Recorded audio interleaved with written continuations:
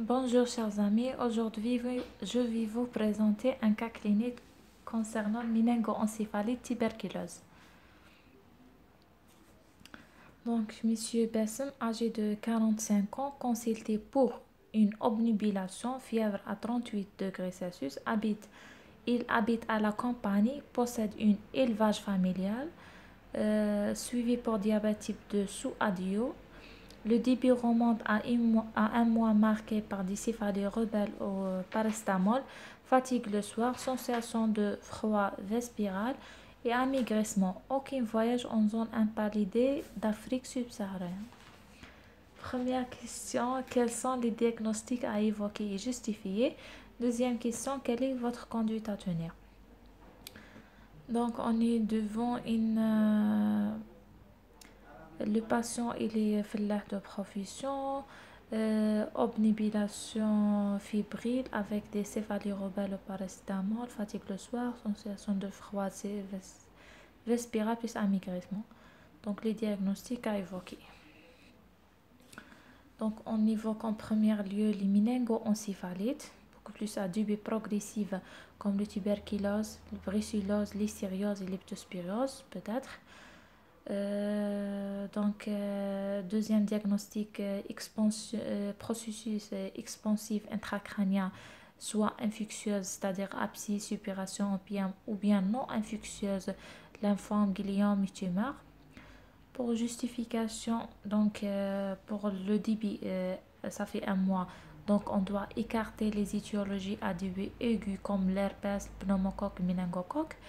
Donc, par notion de voyage, on écarte aussi le diagnostic de neuropaludisme.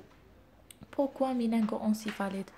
On a la notion de céphalie fébrile, céphalie rebelle ozontalgique fébrile. Donc, ça évoque les méningites et l'obnubilation. Donc, c'est un signe neurologique qui témoigne atteinte de l'encéphale, syndrome encéphalitique. Donc, c'est pour ça c'est une méningoencéphalite. Pourquoi tuberculose en premier lieu? Donc, on doit classer les étiologies. Donc, on commence par le plus fréquent, le plus grave, jusqu'à le moins fréquent, le moins grave. Donc, le tuberculose, c'est le plus fréquent. L'Algérie, c'est un pays d'endémie tuberculose et plus grave, bien sûr.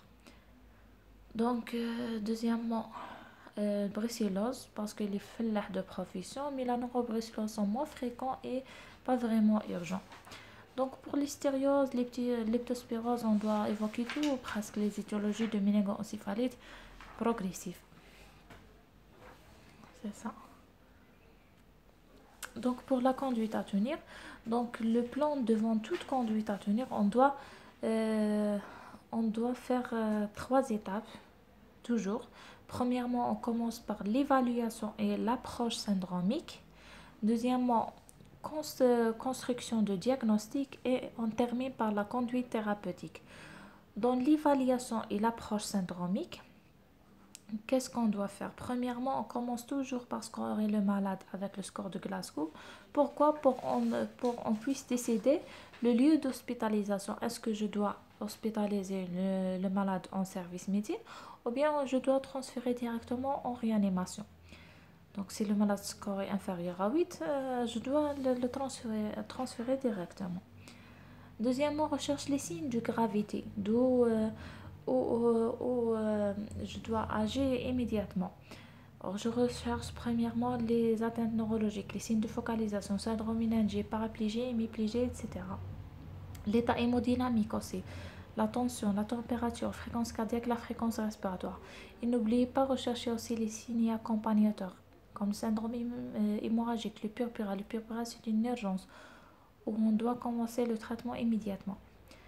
Deuxième palier, c'est la construction de diagnostic. Donc, la construction du diagnostic, on a l'anamnèse, l'examen clinique et l'examen paraclinique. Donc, l'anamnèse pour le tuberculose, on a déjà les signes d'orientation tels que l'amaigrissement, froid respiral, les sueurs, je pense. Notez bien que le méningoencéphalite tuberculose est toujours secondaire à d'autres localisations de tuberculose. De où on doit rechercher autres localisations, soit rénales, soit soit miliaire, soit atteinte hépatique due à tuberculose, soit spondylodicite tuberculose. C'est une femme enceinte, on recherche la notion de stérilité parce que le tuberculose donne des signifiants au niveau du trompe et va entraîner souvent des stérilités. Et aussi, il y a deux situations qui exposent à tuberculose, le VIH et silicose. Dans l'instruction algérienne, dans le VIH, on doit rechercher, dans le tuberculose, on doit rechercher systématiquement, on doit faire systématiquement une sérologie de VIH. Et aussi le silicose. Donc le BCG, cicatrice de BCG, ça ne sert à rien à rechercher parce que le BCG protège pendant 10 à 20 ans et protège contre une méningo-encéphalie tuberculose grave chez les enfants. Deuxième étiologie, brucellose, donc elle est déjà fait de profession. On recherche la notion d'avortement chez les bétails. Pour les abscisses et les suppurations cérébrales, n'oubliez pas de rechercher un problème dentaire.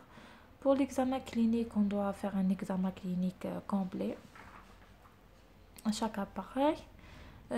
Donc l'exploration, on a l'examen d'évaluation comme la glycémie, on doit évaluer sa comorbidité, il est diabétique, les fonctions rénales, peut-être il présente insuffisance rénale, ionogramme, l'FNS, TDM pour écarter la contre-indication de PL, s'il y a contre-indication de PL, HCC ou bien, et aussi pour explorer cette processus expansif.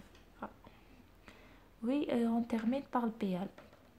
Pour la conduite à tenir thérapeutique, donc on ne doit pas donner un traitement spécifique, mais on fait une prise en charge standard, de SOC, Standard of Care.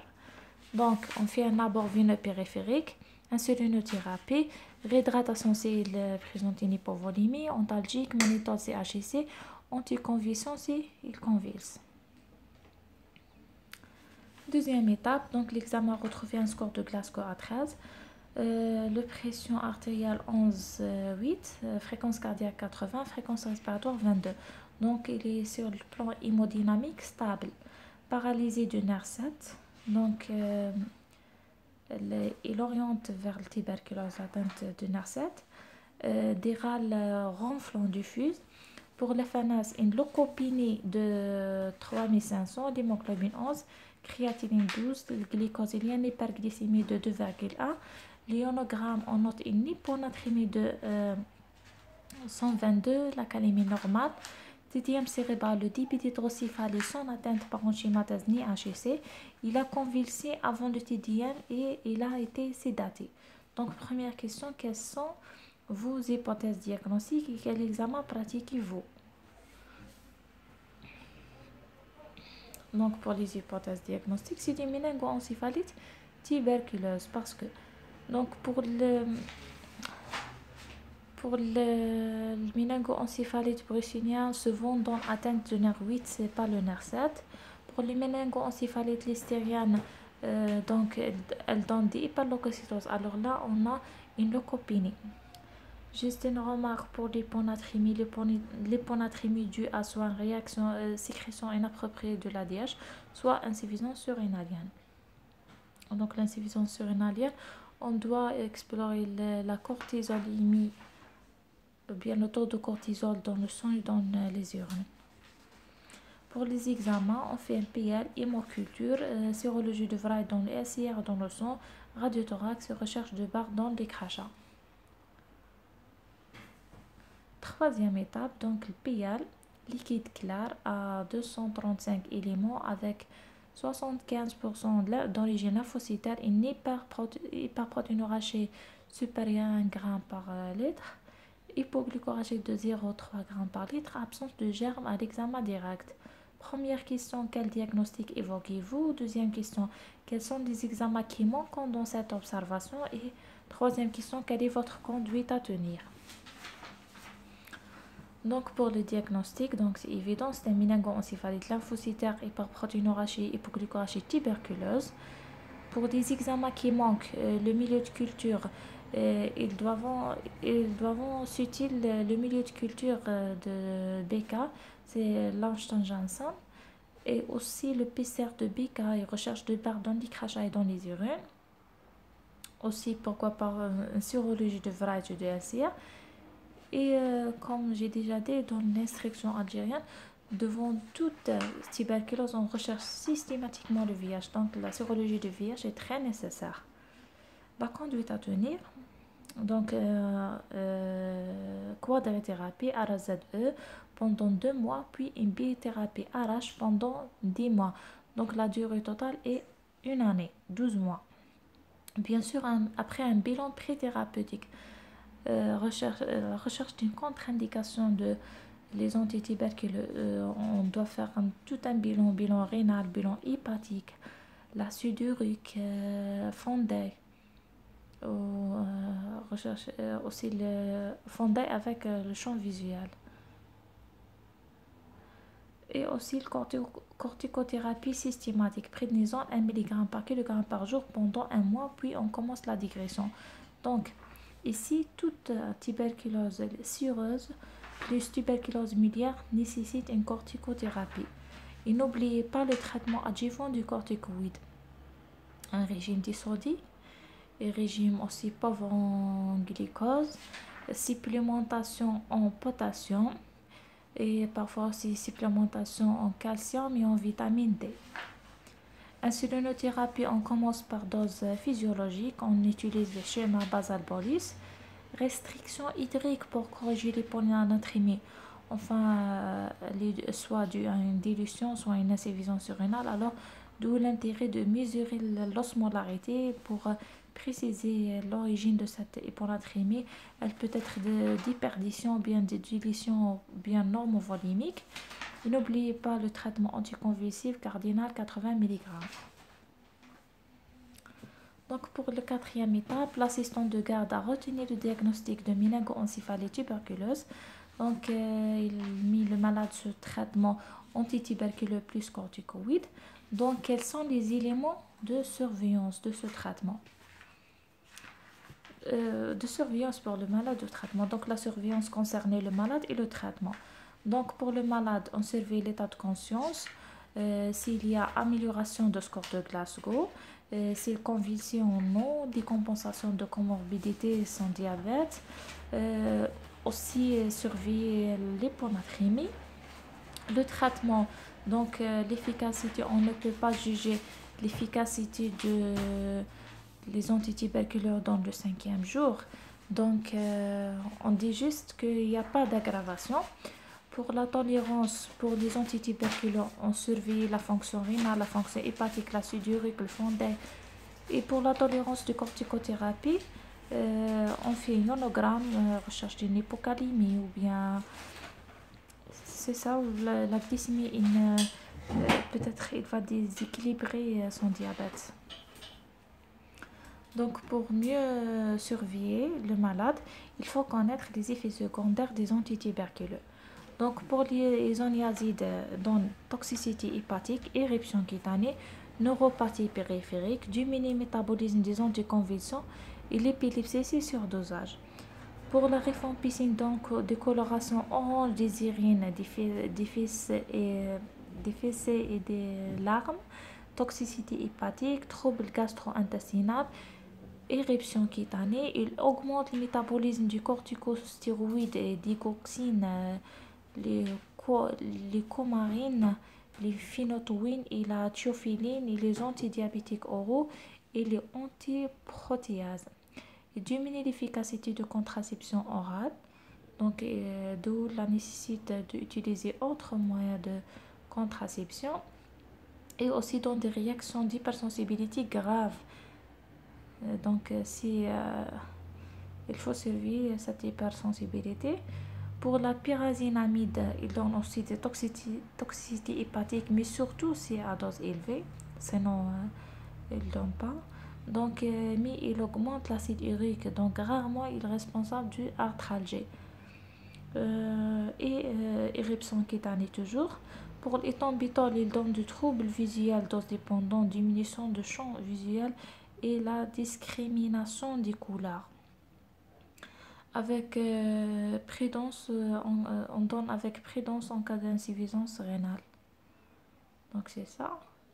Pour 5e étape, PCR BK positif dans le LCR. Le 8e jour, le patient va mieux. L'ionogramme, la natrémie corrigée, donc 138, la calémie normale, créatinine 14, la FANAS, les globules blancs 4500, mais il y a une lymphopénie de 500 avec sérologie de ELISA VIH positif. Donc, quelle est votre synthèse et quelle est votre conduite à tenir? Donc, c'est une co-infection tuberculose VIH. La conduite à tenir, donc, on a utilisé ELISA de 4e génération qui détecte les anticorps anti-VIH1 et VIH2 et l'antigène P24. Donc, si elle est négative, absence d'infection, si elle est positive, et c'est le cas de notre patient, donc on doit confirmer par le Western blot. Donc, si le Western blot positif, on fait un second prélèvement de ELISA. Si elle est positive, c'est une infection VIH confirmée. Si elle est négative, c'est une erreur d'identification qui nécessite un contrôle sérologique. Si le Western blot est négatif, on recherche l'arène plasmatique du VIH. S'il est positif, donc c'est une primo-infection probable, mais nécessite un contrôle sérologique. Si elle est négative, donc probable une réaction non spécifique et absence d'infection VIH, mais toujours nécessite un contrôle sérologique à 6 semaines. Et merci de votre courage.